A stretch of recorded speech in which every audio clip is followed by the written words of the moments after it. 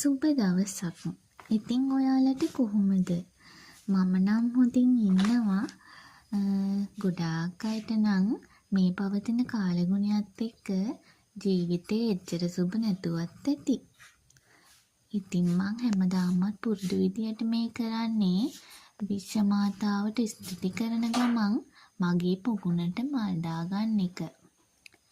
ඉතින් මේ මම හදන මලක් ගානේ මම විශ්ව මාතාවට ස්තුති කරනවා. මට මේ වගේ ලස්සන ජීවිතයක් ලබා දුන්නට. මගේ කාමරේ ජනේලෙට පේන්නේ ඔන්න ඔහොම.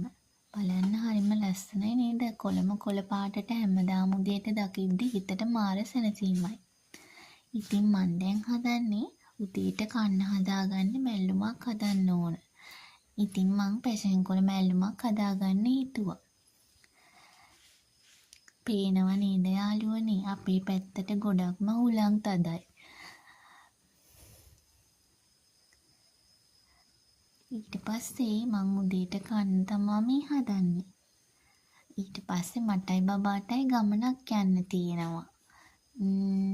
ඔන්න ඉතින් අපි ඇවිල්ලා ඉන්නේ අපට කෑමකට ආරාධනා කරානේ.